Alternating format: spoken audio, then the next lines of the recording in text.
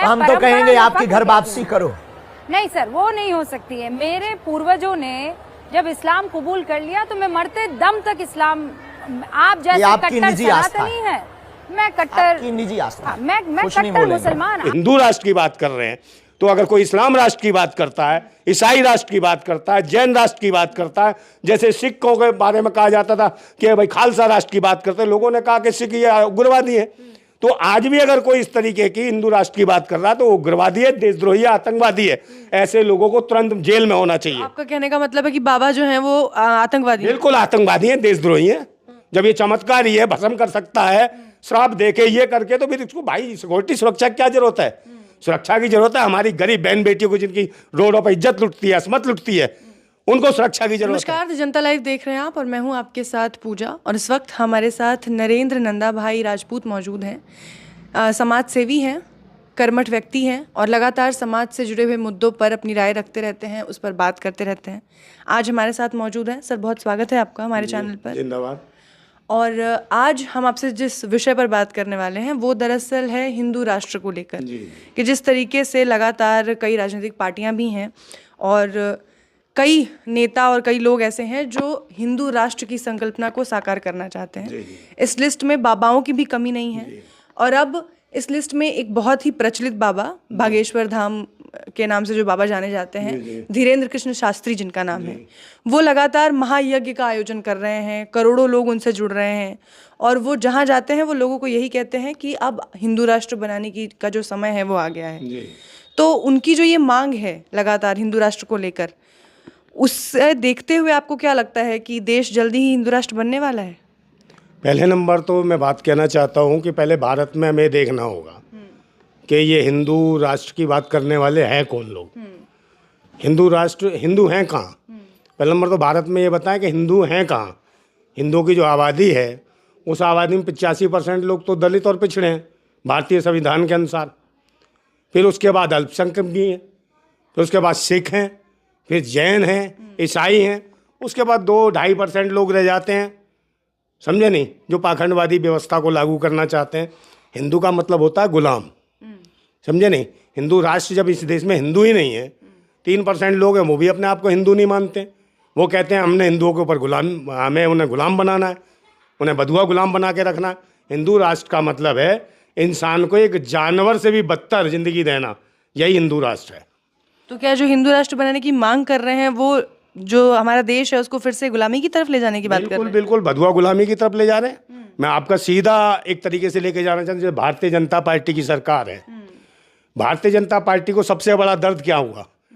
ऐसी स्थिति नहीं थी हमारे देश की कि संसद भवन को, नया संसद भवन हमें बनाना पड़े। हमारी भारतीय जनता पार्टी, पाखंडियों की सरकार ने एक नया संसद भवन बनाने की पहल करी। क्यों करी? क्योंकि संसद भवन की आर्थिक हालत इतनी खराब नहीं थी कि हमें नया संसद भवन बनाना पड़े। मगर इनको जो इनके ऊपर सांप लौट रहे थे, वो सांप क्यों लौट रहे थे? क्योंकि जब पूर्व प्रधानमंत्री बीपी सिंह जी ने जब प्रधानमंत्री हुए तो इसी संसद भवन के प्रांगण में डॉक्टर बाबा भीमराव अम्बेडकर की मूर्ति की स्थापना कर दी। अब स्थिति ये हुई कि 14 अप्रैल को वहाँ एक महाजुलूस होने लगा, लोग जाने लगे, तो इनके ऊपर सीने के ऊपर सांप लौटने लगे कि भाई हम अम्बेडकर को तो हटा नहीं सकते, तो क्यों ना संसद भवन ही बदल दें। तो अम्बेडकर की मूर्ति के कारण इन्होंने संसद भवन बदला।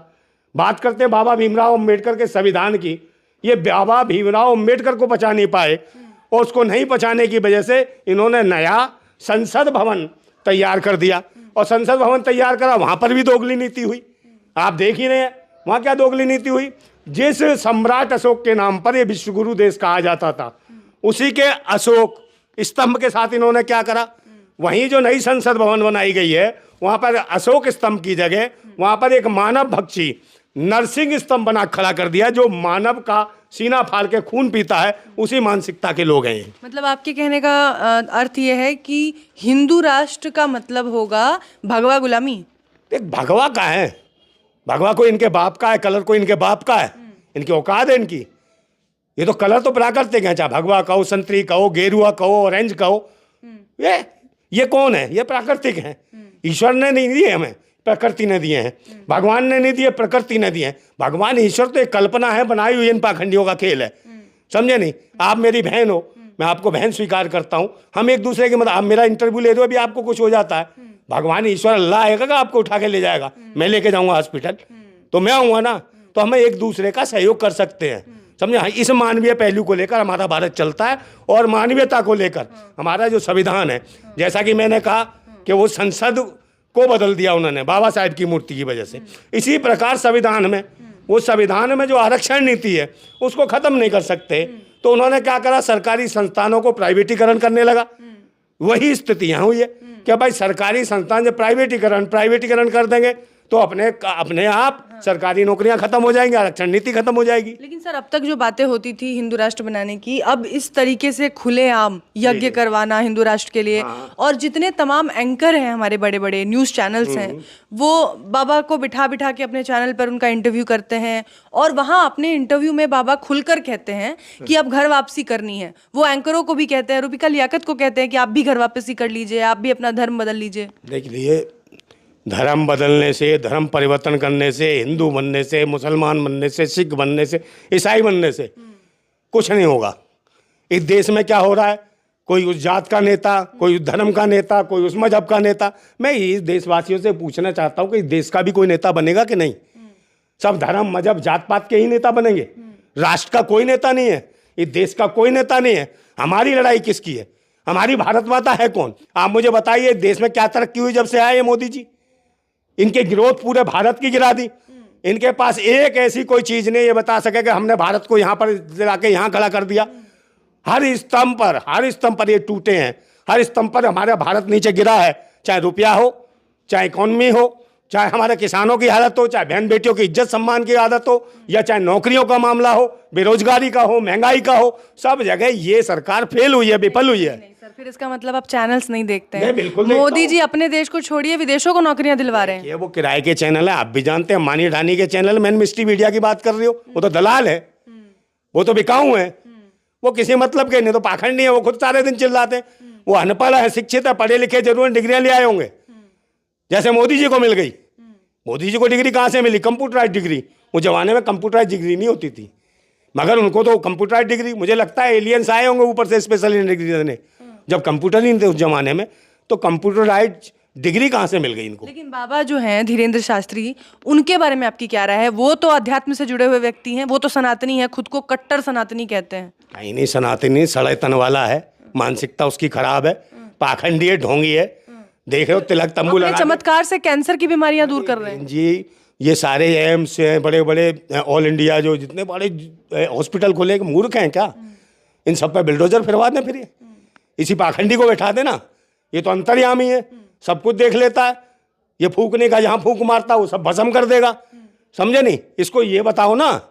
और दूसरे नंबर, जब इसको डर है, एप्लीकेशन दे दी इसने, मुझे खतरा है, इसके परिवार के लोगों ने खतरा है, तो इस भूतनी वाले फूकनी से ये पूछो कि ये बताए ना किसने इसे धमकी दी है। भाई जेड प्लस सुरक्षा, इसको जब ये चमत्कार ही है, भस्म कर सकता है, श्राप देके ये करके, तो फिर इसको भाई सिक्योरिटी सुरक्षा की क्या जरूरत है? सुरक्षा की जरूरत है हमारी गरीब बहन बेटियों को, जिनकी रोडों पर इज्जत लुटती है, असमत लुटती है, उनको सुरक्षा की जरूरत है, इनको नहीं है। आज हमारी भारत माता कौन है? गाँव में हमारी भारत माता घास काटती है, देख लीजिए, सुनिए, गाँव में भारत माता हमारी घास काटती है, गोबर उठाती है, रोड पे गिट्टी तोड़ती है, 7-7 माले पे गर्भ से होने के बाद ईंट गारा ढोती है। उस भारत माता की लड़ाई लड़ने के लिए संविधान बना है, ना कि इन पाखंडियों के लिए। कि हिंदू है ही नहीं तो हिंदू राष्ट्र कहाँ बनेगा? लेकिन आप जब देखते हैं कि हिंदू राष्ट्र के नाम पे जब वो महायज्ञ करवाते हैं, सम्मेलन करवाते हैं, तो करोड़ों की तादाद में लोग उनके वहाँ पहुँचते हैं। ये लोग चाहते हैं ना हिंदू राष्ट्र बने। कुछ भी नहीं है, पाखंड है। इन्होंने एक तरीके से लोगों को मानसिक रूप से पागल बना दिया है, मानसिक रूप से एक जहर है, एक नशा है, धर्म का, मजहब का, पाखंड का। मैं सबको एक मैसेज देना चाहता हूँ, अगर ये चमत्कार करते ना जितने बाबा हैं, तो दान दक्षिणा भीख मांग के नहीं खा रहे होते, ये कहीं ना कहीं कुछ करके बैठे होते। जितने भी है जो आरक्षण नीति चला रहे हैं, जो आरक्षण का विरोध करते हैं, उनसे पूछिए, जो हजारों वर्षों से जो भीख, दया और दान और भिक्षा के नाम पर जो आरक्षण खा रहे हैं, इससे कौन लड़ेगा? इससे लड़ने की भी जरूरत है। आरक्षण खुद लेते हैं पाखंडी, और जो यहाँ के मेहनतकश लोग हैं, जो ओरिजिनल भारतीय लोग हैं, उनको कहते हैं गुलाम बनाना चाहते हैं, भारतवासियों को गालियाँ देना चाहते हैं। वहाँ के लोगों को कहते हैं कि इनका सर कलम कर दो, इसकी जीवा काट दो। इतनी औकात हो गई इनकी।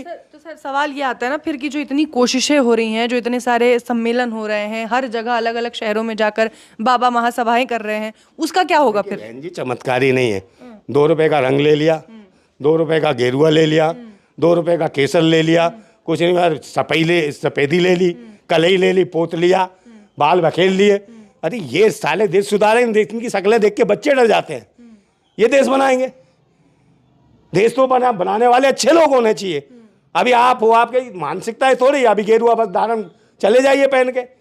तो लोगों को एक ऐसा नशा, एक अफीम पिला दी है धर्म के नाम पे, जो उससे बाहर नहीं निकल पा रहे हैं लोग, समझे नहीं? दहशत सी पैदा कर दी है।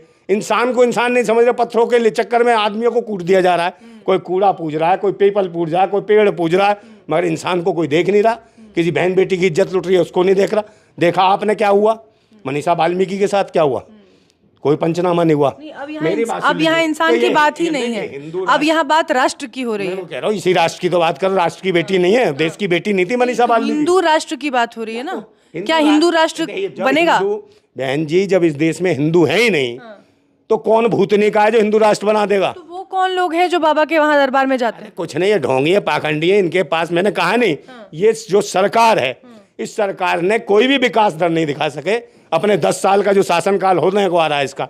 इसलिए इनका काम है नए नए हथकंडे अपनाना, नई नई चीज पेश करना, नए नए तिलक तंबू लगा के लोगों को अंधविश्वास में, इस देश में अशिक्षा, अंधविश्वास, इसको लाना चाहते हैं। यही जो इसको लाने के बाद जब अंधविश्वासी आदमी होगा तो पाखंड में पड़ेगा, अशिक्षित होगा तो पाखंड में पड़ेगा, और शिक्षित हो जाएगा तो सवाल करेगा, इनसे अपने अधिकार मांगेगा, संविधान में लिखे हुए अधिकार छीनने की बात करेगा। तो इन्हें घबराहट होती है, क्योंकि ये हैं पाखंडी लोग, ये किसी को इंसान नहीं समझना चाहते।